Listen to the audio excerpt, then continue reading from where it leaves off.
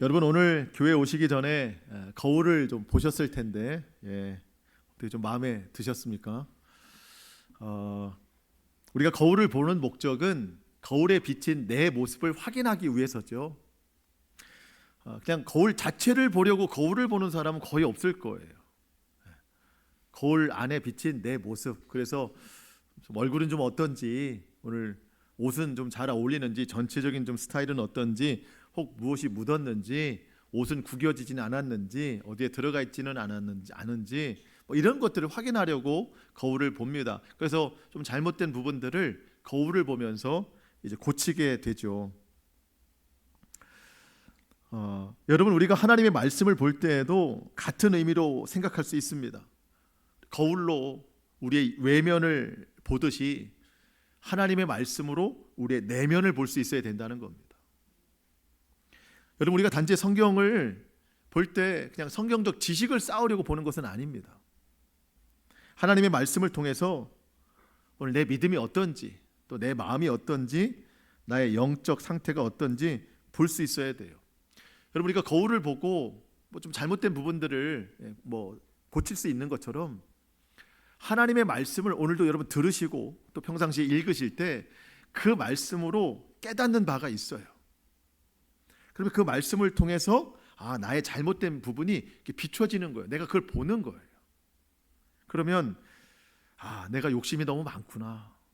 내가 요즘 너무 죄에 치중했구나. 내가 요즘 마음에 미움이 너무 많구나. 이런 것들이 다 보여진다는 거죠. 그러면 말씀을 통해서 잘못된 부분을 고칠 수 있어야 되는 겁니다. 때로는 하나님의 말씀이 우리에게 위로가 되고 회복을 주시고 치료를 주시기도 합니다. 상한 마음이 있을 때 하나님 말씀을 보면서 마음이 치료가 돼요. 부족했던 영적인 부분이 채워지기도 합니다. 하나님이 주시는 위로와 회복도 누릴 수 있어요. 여러분, 우리가 거울을 봐야 나의 외적인 것을 볼 수 있듯이 하나님의 말씀을 봐야 나의 내면을 볼 수 있어요. 이걸 못 보면 우리는 오랜도록 신앙생활을 해와도 신앙의 성장을 이룰 수가 없습니다. 여러분, 얼굴에 뭐가 많이 묻었는데 거울 안 보고 하루 종일 그냥 그대로 다니면 부끄럽잖아요. 거울을 봐야 알 수 있듯이 하나님의 말씀으로 내 속에 있는 부끄러운 것들을 볼 수 있어야 돼요. 그렇지 않고 그냥 다니면 사람들에게는 드러나진 않지만 영적으로는 다 보이는 거예요. 그리고 내 마음이 병들어 가는 거예요. 지저분해져 가는 거예요. 그런 것을 말씀을 통해서 깨닫고 고쳐 나가야 되는 겁니다.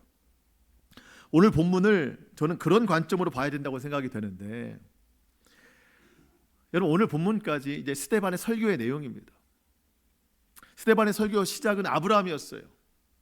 아브라함의 자손들 요셉을 지나서 이제 모세, 광야 행진, 그리고 솔로몬의 성전까지 쭉 이야기가 나오는데, 사실 오늘 본문이 이 스데반 설교의 절정을 이룹니다. 스데반 설교의 핵심은 그거예요. 지금 앞에 설교를 듣고 있는 사람들에게 여러분들의 조상들이 하나님 앞에 죄를 범했습니다. 하나님 선택받은 민족이라고 하면서 어긋난 딴 길로 갔습니다. 근데 여러분들이 조상들과 같이 그 어긋난 길로 가고 있습니다. 조상들이 행한 그 잘못된 행동을 거울 삼아서 여러분들은 바른 길 가야 되는 겁니다. 이렇게 전하고 있는 거예요. 그것을 오늘 본문에 성경에 뭐라고 표현하냐면, 여러분 오늘 51절을 보겠습니다. 51절 한번 읽어볼까요? 51절 시작. 목이 곧고 마음과 귀에 할례를 받지 못한 사람들아, 너희도 너희 조상과 같이 항상 성령을 거스르는도다. 아멘. 너희도 너희 조상들과 같다. 그러니까 너희 조상들을 통해서 너희 현재의 모습을 좀 봐야 되는 거 아니냐. 그리고 좀 스데반의 설교를 통해서 여러분들의 현재 믿음의 실제를 봐야 됩니다라고 선포하는 거예요. 거울 삼으라는 거죠. 근데 이 스데반의 설교는 그 앞에서 듣는 사람들에게 그 사람들이 매우 듣기에 불편한 말들이에요, 다. 근데 스데반의 설교는 이걸로 끝나지 않습니다. 어쩌면 그 다음 내용이, 그 내용 때문에 스데반이 순교를 당했는지도 몰라요. 여러분 52절을 보시면 너희 조상들이 선지자들 중에 누구를 박해하지 아니하였느냐? 의인이 오시리라 예고한 자들을 그들이 죽였고 이제 너희는 그 의인을 잡아준 자요 살인한 자가 되나니. 자, 지금 스데반이 뭐라고 얘기하냐면 여러분들의 조상들은 하나님이 보내주신 선지자들을 모조리 다 박해하고 죽였습니다. 왜? 그 선지자들이 옳은 말하고 책망하는 말을 했더니 그 말을 듣기 싫어서 다 죽였다는 거예요. 여러분들의 조상들이. 그 선지자들이 무슨 말 했겠어요? 여러분들 이대로 하나님 떠나 우상 섬기면 여러분 심판받습니다. 이방 나라 의지하면 여러분 심판을 받습니다. 그러니 지금이라도 하나님께 돌아서서 하나님 앞에 회개하고 돌이키십시오. 이 말을 전하는 게 선지자들인데 그 말을 듣기 싫어서 다 죽였다는 거예요. 그래놓고 거짓 선지자의 말을 들었어요. 이 조상들이. 거짓 선지자는 무슨 얘기했겠어요? 여러분들 괜찮습니다. 하나님이 여러분들을 얼마나 사랑하시는데 그 여러분들을 하나님이 진멸하시겠습니까? 여러분들이 좀 죄를 짓고 우상을 섬겨도 하나님은 다 용서하십니다. 여러분 여기서 아멘 하시면 안 됩니다. 이게 지금 잘못된 거예요. 네. 이방 의지하다가 우상 섬기다가 그럭저럭 살다가 오늘로 말하면 주일날 교회 와서 자리에 앉아서 예배 드리면 하나님이 그 모습 기뻐하실 거예요. 그리고 빈손으로 오지 않고 하나님 앞에 큰 재물 송아지라도 한 마리 잡아드리면 하나님이 그거로 굉장히 만족하실 겁니다. 그러니 걱정하지 마세요. 이게 여러분 거짓 선지자들 이야기예요. 의로운 선지자는 다 죽이고 거짓 선지자 말만 듣고 살았다는 겁니다. 그게 조상들이에요. 지금 스데반이 말하는 게 뭐예요? 너희가 너희 조상들과 똑같다는 거예요. 그래서 한마디 더 하죠. 52절 후반절에 보면 의인이 오시리라 예고한 자들을 그들이 죽였고, 의인이 오시리라 예고를 했습니다. 여기서 말하는 의인은 예수님이시고 예수님을 예고한 사람은 세례 요한입니다. 여러분 세례 요한은 사실 그 분봉왕 헤롯이 죽였거든요. 근데 바리새인들 대제사장들이 자기 유대인이 분봉왕에게 죽는 것을 그냥 눈 감았어요. 아무런 조치를 취하지 않았어요. 오히려 세례 요한이 제사장들 바리새인들에게 너희 독사의 자식들아 하면서 거친 말을 내뱉었을 때 듣기 싫어해가지고 거의 죽음에 내몬 것이죠. 의인이 오리라 예고한 세례 요한을 잡아 죽였고 그 의인을 너희가 죽였다. 너희가 살인한 자다. 예수님 누가 죽였습니까? 로마 군병들이 죽였는데 예수님을 고발한 자들은 다 대제사장, 바리새인, 서기관들, 공의의 사람들, 지금 앞에 있는 이 사람들이 예수님을 고발해서 죽게 했다는 겁니다. 스데반이 이렇게 말하는 거는요, 정말 고발하려고 하는 게 아니라 너희가 지금 너희 조상들과 똑같이 악한 행동을 하고 있으니 지금 선포되는 이 말씀으로 너희 마음속에 있는 죄가 얼마나 큰지 한번 비춰보라는 거예요. 그래서 이 더럽고 추악한 마음들을 다 내려놓고 하나님 앞에 회개해서 예수님 영접해서 제발 구원받아라. 사실 이 뜻입니다. 그러면 자, 이 부분이 중요한데 스데반의 설교, 그건 이제 그 공유의 사람들은 이제 그렇게 받아들이는데 이 설교를 오늘 우리는 어떻게 받아들여야 되는가?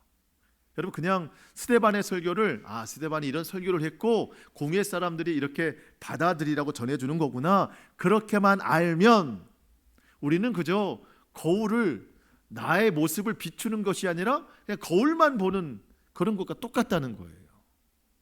오늘 이 스데반의 설교로 우리가 보여야 되는 겁니다. 거울 삼아야 되는 겁니다. 이런 결론이 나오는 거죠.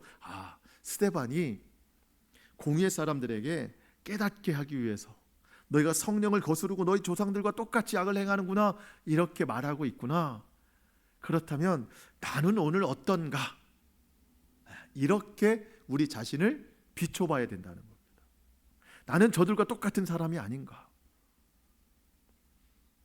나는 오늘 여전히 마음에 우상을 품고 있는 사람은 아닌가? 공유의 사람들이 예수님을 살인한 자라고 지금 이야기하고 있는데 나는 여전히 예수님을 십자가에 못 박는 그런 죄들을 짓고 있는 삶은 아닌가? 이렇게 내 자신을 말씀으로 비춰봐야 된다는 거예요. 그렇지 않고 그냥 성경을 눈으로만 확인하고 지식으로만 보면 우리의 마음까지 닿지 않아요. 그럼 나는 변화가 안 돼요. 오랜 동안 신앙생활해도 여전히 그 자리에 머물러 있는 것은 눈으로만 성경을 봤기 때문이에요.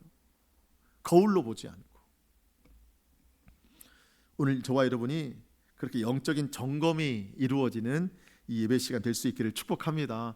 잘못이 막 드러나야 돼요. 여러분, 우리가 거울을 볼 때 얼굴에 뭐가 묻었던가, 여러분들 뭐 화장이 좀 잘 안 됐던가, 묻었던가 그러면 내가 거울을 안 봤으면 어찌할 뻔했나. 거울을 봤기 때문에 이게 단정해지고 바뀌어지는 거잖아요. 그런 것처럼 이 말씀을 내가 못 봤더라면 어떻게 될 뻔했나.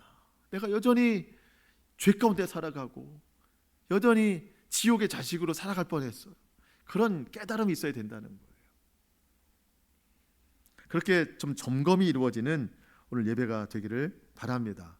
특별히 오늘 여러분에게 좀 부탁드리고 싶은 것은 여러분들이 저의 설교를 좀 도와주셔야 돼요.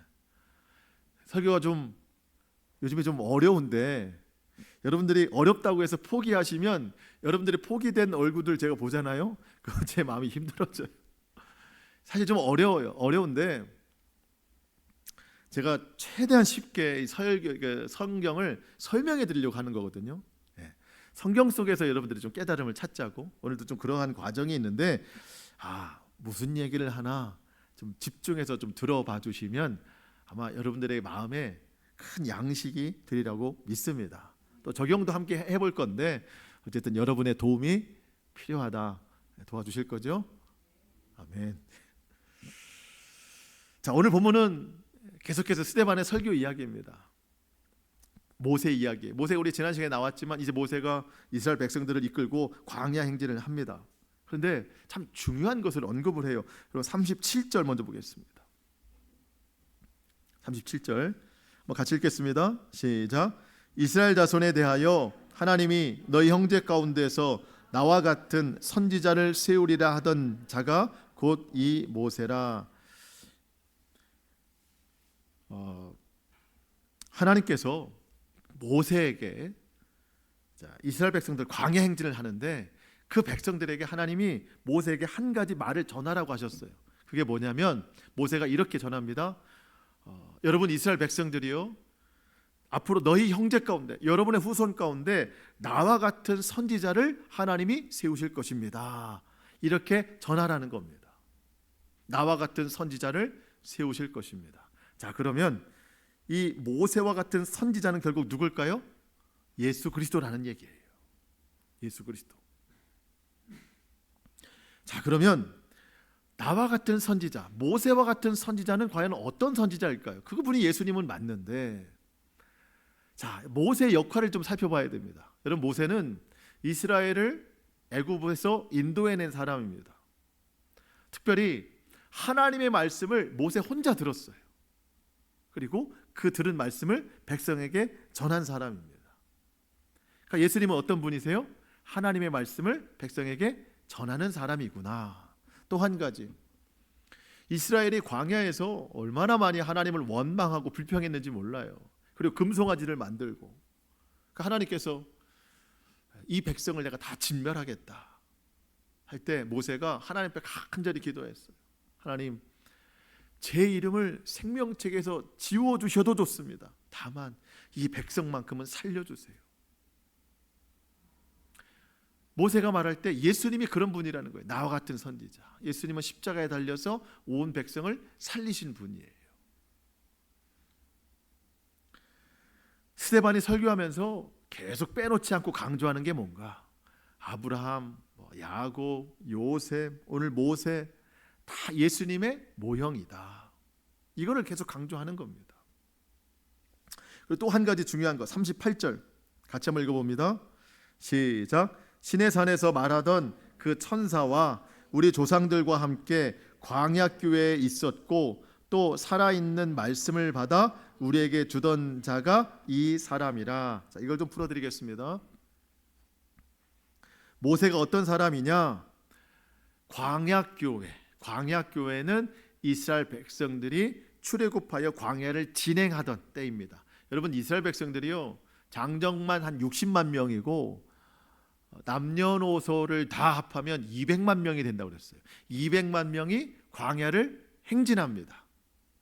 그 200만 명의 행진이 하나의 교회예요. 그걸 광야교회라고 부르는 거예요.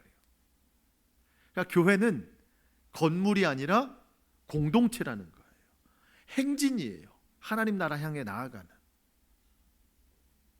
근데 그 광야교회에 누가 있었는가?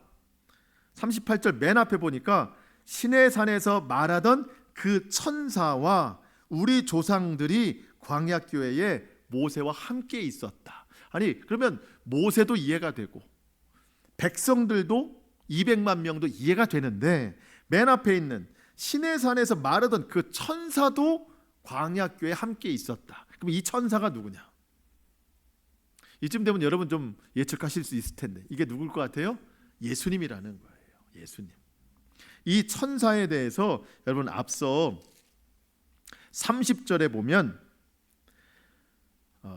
40년이 참해, 그러니까 모세가 40년 동안 미디안 광야 도망갔을 때 80세 되던 해 천사가 시내산 광야 가시떨기 불꽃 가운데 보였다.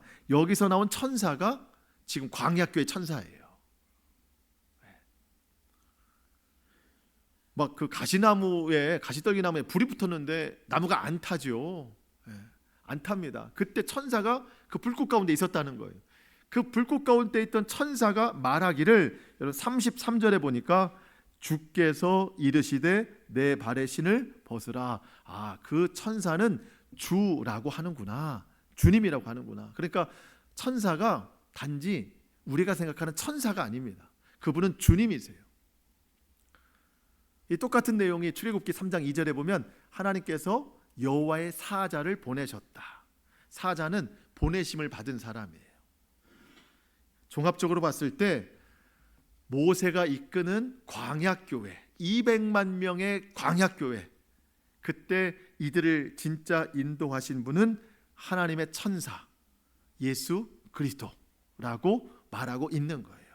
아, 그러니까 우리 좀 놀랍죠? 아니, 예수님이 신약에 계신 분 아닌가? 근데 그 예수님이 구약에도 계셨나? 여러분, 신약에 계신 예수님은 성육신하신 예수님이고 그 예수님은 영원 전부터 함께 계셨습니다. 하나님이 세상을 창조할 때는 예수님이 말씀으로 계셨어요. 그리고 여러분 또 기억하실 텐데 다니엘의 세 친구가 금신상에게 절하지 않아서 불못불 가운데 들어갔죠. 3명이 들어갔습니다. 근데 왕이 그 풀무불을 쳐다보니까 몇 명이 있었대요? 4사람이 있었대요. 성경에 그 마지막 넷째 사람은 누구와 같다? 신의 아들과 같다.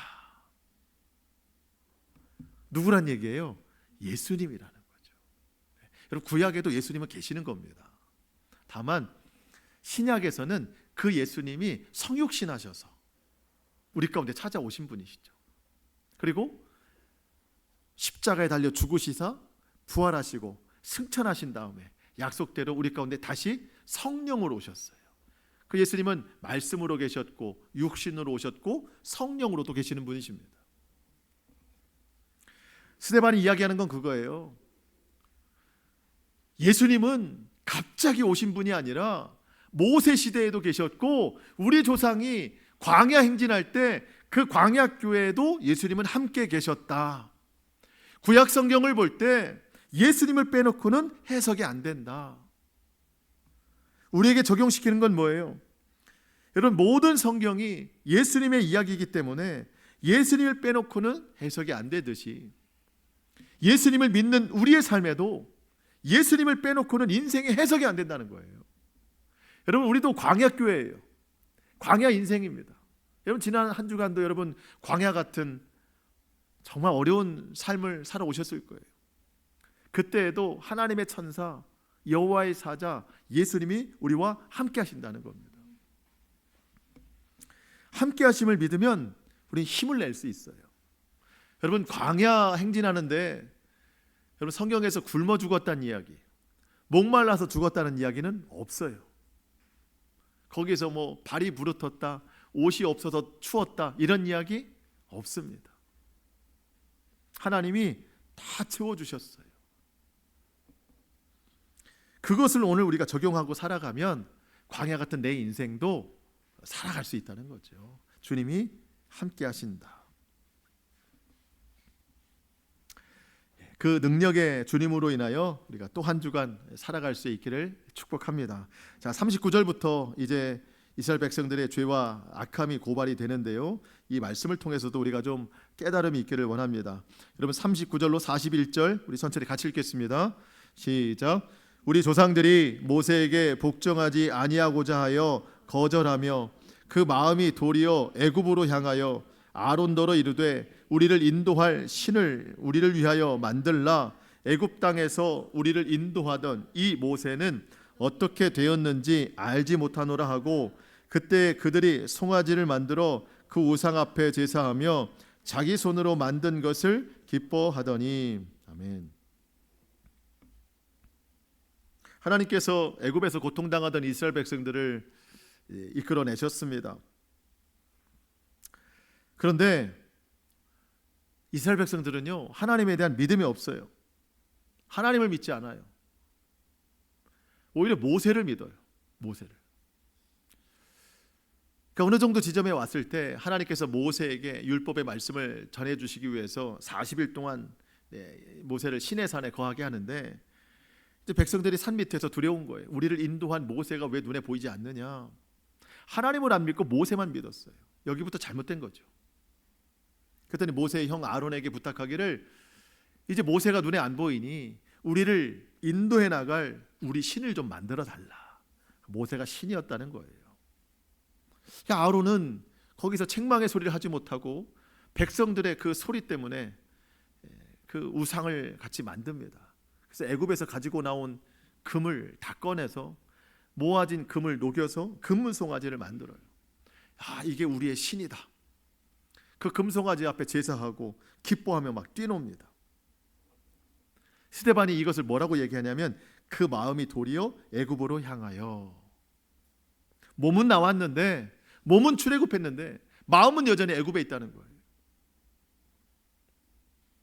여러분 왜 금송아지를 만들었을까요? 애굽에 있을 때 애굽 사람들이 그 금송아지 만들어 놓고 우상 숭배하는 걸 봤기 때문입니다. 저렇게 하는 거구나. 보이지 않는 하나님은 우리를 도와주지 않는데 저 애굽의 금송아지는 저들을 이렇게 풍요로운 삶으로 인도해 줬구나. 우리도 저렇게 하자. 그래서 금송아지 만든 거예요. 여러분 그 백성들을 보는 하나님의 마음이 어땠을까요? 42절 하나님이 외면하사. 하나님이 그들을 외면했습니다. 42절 쭉 보겠습니다. 하나님이 외면하사 그들을 그 하늘의 군대 섬기는 일에 어떻게 하셨어요? 버려두셨으니 이는 선지자의 책에 기록된 바 이스라엘의 집이여 너희가 광야에서 40년간 희생과 제물을 내게 드린 일이 있었느냐. 43절 몰록의 장막과 신 레판의 별을 만들었으며 이것은 너희가 절하고자 하여 만든 형상이로다. 내가 너희를 바벨론 밖으로 옮기리라 함과 같으니라. 하나님이 백성들을 외면했습니다. 하나님이 하신 게 아니죠. 백성들이 먼저 하나님을 떠났습니다. 하나님을 외면했어요. 저도 그렇고 여러분들도 그렇고 출애굽기를 보면서 참 이상한 일이 있었어요. 왜냐하면 백성들이 참 이상하다. 여러분 이스라엘 백성들이 경험한 가장 놀라운 기적을 홍해바다 기적이라고 생각해요. 늘 자랑해요. 아니 홍해바다 기적을 경험했는데 그 다음에 물이 없다고 불평합니다. 먹을 것이 없다고 불평해요. 아니 홍해바다를 가르신 하나님을 믿는다면 그 다음 것들은 맡기고 기도했어야 되는데 갈 때마다 원망합니다. 하늘에서 만나와 메추라기가 늘 충만하게 내려왔습니다. 낮에는 낮에는 구름 기둥, 밤에는 구름 기둥으로 그들을 인도하고 안전하게 보호해 주셨습니다. 마실 것이 없을 때는 여러 가지 방법으로 물을 제공해 주셨습니다. 여러분, 이 정도면 범사에 감사했어야 되는데 출애굽기에 보면 이 백성들은 늘 원망과 불평이 많았어요. 저는 원래 원망과 불평이 많은 백성들이구나 생각을 했었는데, 그럼 오늘 본문에서 답을 얻었어요. 왜 이렇게 원망과 불평이 많은가? 여러분, 입술에서 감사가 적고 원망과 불평이 많으신 분들은 여기를 확인하셔야 돼요. 왜 그런가? 그 마음에 하나님을 두지 않고 이방 우상이 마음에 가득했기 때문에 라는 거예요. 하나님께서 아모스 선지자를 통해 하신 말씀이 오늘 보면 42절 하반절에 기록이 되어 있는데요. 여러분, 42절 하반절에 보시면 하나님이 이런 질문을 하십니다. 이스라엘의 집이여, 너희가 광야에서 40년간 희생과 제물을 내게 드린 일이 있었느냐? 광야 40년 행진하면서 하나님 앞에 오늘날로 말하면 예배를 드린 적이 있었느냐? 여러분, 드린 적이 있어요. 제사도 드리고 제물도 많이 드렸습니다. 근데 하나님 왜 이렇게 물으실까요? 백성들이 드린 제사는 많지만 하나님이 받으신 제사는 한 번도 없다는 거예요. 왜 그래요? 몸으로는 드렸지만 그 마음에 늘 우상이 있었다는 겁니다. 금송아지 만들었을 때만 우상이 있었던 게 아니에요. 40년 내내 우상이 있었다는 거, 마음에.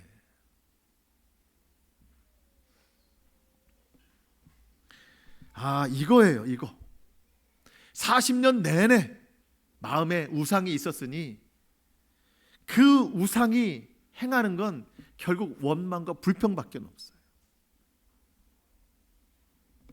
그래서 하나님은 광야 행진을 끝나고 약속의 땅에 들어갔을 때 이스라엘 백성들이 그 땅의 우상들을 섬기도록 내버려 두신다. 아까 말씀드렸죠. 하늘의 군대를 섬기도록 내버려 두겠다. 여기서 말하는 하늘의 군대는 별을 뜻하는 겁니다. 가나안 땅에 들어가 보니까 그 땅의 이방 족속들이 섬기는 게 뭐냐면 태양을 섬기고 별을 섬기고 달을 섬깁니다. 근데 이스라엘 백성들이 들어가서 똑같이 그거를 섬겨요. 하나님이 보실 때 그래, 별을 섬기는 거 내버려 두겠다. 여러분, 하나님께서 심판을 내리실 때 가장 큰 심판은 뭐예요? 내버려 두심이에요. 무관심이에요.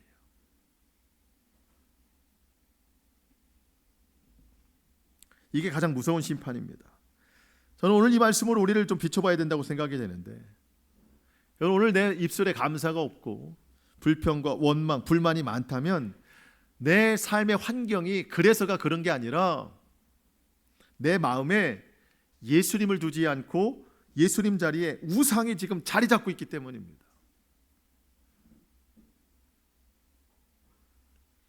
여러분, 예수님은요 그렇게 말씀하세요. 믿음의 주요 또 온전하게 하시는 이인 예수님을 바라봐라. 예수님을 믿는다는 건 예수님을 바라본다는 거거든요. 여러분, 우상을 믿는다는 건 우상을 바라보는 게 아니라 우상이 하는 일은 그 우상을 섬기는, 자기 자신을 우상으로 만드는 거예요.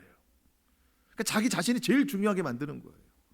이스라엘 백성들이 40년 동안 광야행진을 할 때 금송아지도 만들고 들어가서 별도 섬기고 하지만 진짜 별을 섬긴 게 아니에요. 진짜 금송아지 섬긴 게 아니에요. 그런 것들을 통해 자기 자신이 우상되게 된 거예요. 자기 중심이기 때문에 모든 게 다 원망이고 모든 게 다 불평입니다. 어제 홍해바다를 지나왔어도 오늘 목마르면 내 중심에서는 원망인 거예요. 불평인 거예요. 내일 또 먹을 게 없으면 어제 그렇게 풍성하게 먹고 마셨어도 또 원망과 불평이 나옵니다. 하나님 중심이 아니라 다 내 중심인 거예요. 오늘 불편하면 다 원망인 거예요. 우상이 가득해서 그래요. 그 우상은 예배 시간에도 큰 방해를 합니다. 여러분, 마음에 우상이 있는 사람은요, 아까도 그랬죠. 40년 동안 너희가 예배를 드린 적이 있느냐? 많이 드렸어요. 그런데 하나님이 한 번도 받으시지 않았대요. 지금도 마찬가지예요. 우리도 예수님 믿은 후로부터 수많은 예배를 드렸지만 하나님이 물어보실 거예요. 너희가 예배를 드린 적이 있느냐? 몸만 와 있는 예배, 마음은 우상으로 가득한 예배. 예배 시간에 그냥 그럴듯한 모습으로 와 있지만 그 마음에는 여전히 우상으로, 욕심으로 가득하다면 하나님은 그 예배를 받으신 적이 없다라고 말씀하시는 거예요. 그 마음의 우상이 우리의 예배를 방해합니다. 예배에 집중하지 못하게 해요.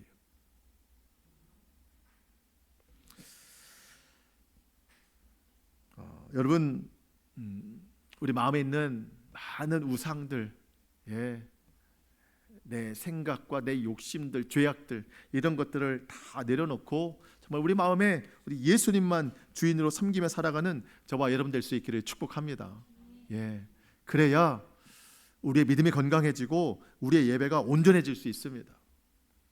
하나님이 어느 날 또 다시 한번 너희가 나에게 예배를 드린 적이 있느냐 물어보시면 오늘 저와 여러분이 오늘을 기점으로 주님, 좀 분명하게 그렇게 말씀드릴 수 있는 저와 여러분의 예배의 변화가 될 수 있기를 축복합니다. 44절 이하는요, 또 하나의 중요한 주제인 성전에 관한 말씀인데 44절 45절 보니까 이제 모세가 하나님께서 말씀하신 대로 성막을 만들었다. 모세가 만든 성막을 여호수아가 가나안 땅에 가지고 들어갔다. 다윗 때까지 그게 사용됐다 합니다. 성막은 움직이는 거예요. 텐트, 오늘날로 말하면 텐트. 근데 다윗은 움직이는 성막이 아니라 고정된 성전을 짓고 싶었어요. 하나님이 다윗에게는 허락지 아니하시고 다윗의 아들 솔로몬에게 성전을 짓도록 하셨습니다. 솔로몬이 성전을 지어놓고 이런 고백을 했습니다. 여러분 한번 들어보세요. 열왕기상 8장 27절, 하나님이 참으로 땅에 거하시리이까 하늘과 하늘들의 하늘이라도 주를 용납하지 못하겠거든 하물며 내가 건축한 이 성전이오리까. 그러니까 솔로몬이 성전을 지어놓고 그런 고백해요. 하나님의 집이라고 지어놨지만 하나님은 여기에 갇혀서 계실 분이 아니다. 땅도 하나님을 가둬놓지 못하고 하늘의 하늘이라도 하나님을 가둬놓지 못하는데 이 건물 하나가 하나님을 가둬놓을 수 있겠습니까? 하나님 그런 분이 아니십니다 라고 고백하는 거예요. 하나님은 온 우주의 주인이시다. 모든 것이 다 하나님의 처소다. 여러분, 그러면 성전은 왜 만들었을까요? 하나님의 집도 아닌데, 하나님은 어디에게나 계시는데. 성전을 지은 이유는 한 가지예요. 하나님께서 말씀하셨어요. 내가 거기서 너와 만나겠다. 그러니까 한마디로 약속 장소예요. 약속 장소. 여러분, 하나님은 오늘 이 예배 시간만 계시는 분이 아닙니다. 우리의 삶에도 함께 계세요. 주일날 우리 9시에 1부 예배 드리고 11시에 2부 예배 드리는데 하나님은 9시와 11시에 두 번만 우리 만나 주시는 분이 아니에요. 여러분, 일주일 동안 더 많은 시간을 여러분의 삶에서 하나님은 만나 주실 거예요.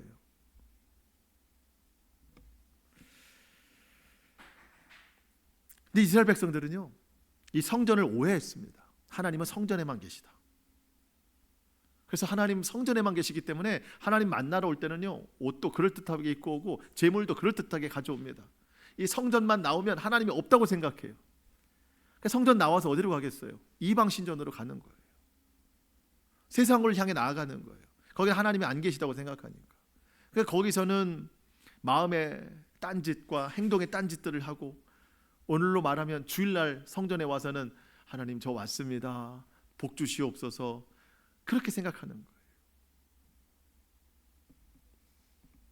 하나님이 그 마음을 아시고 많은 선지자들 통해 그렇게 말씀하십니다. 내가 너희의 가증한 예배를 받지 않겠다.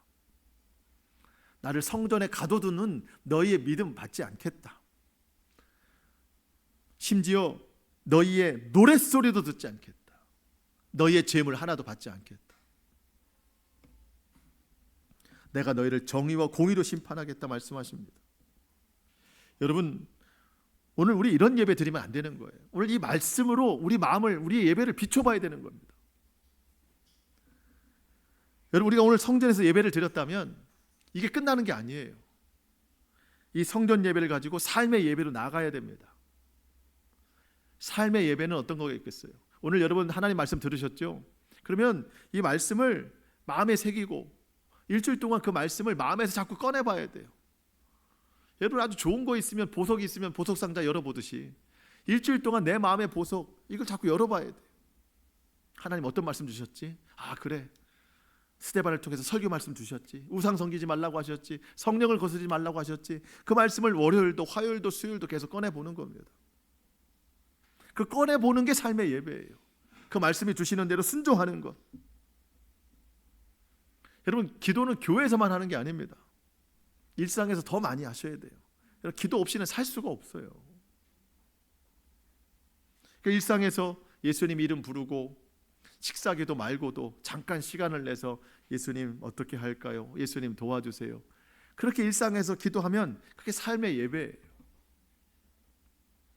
그러면 예수님이 내 마음의 주인이 되시면 내 마음에 있던 우상들이 다 떠나가요.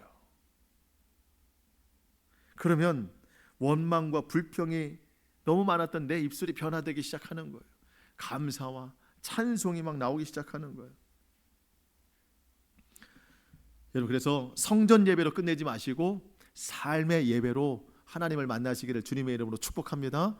하나님은 여기에만 계시는 분이 아니고 여러분의 가정에도 계시고 직장에도 계시는 분이에요. 자, 마지막 51절 보고 마치겠습니다.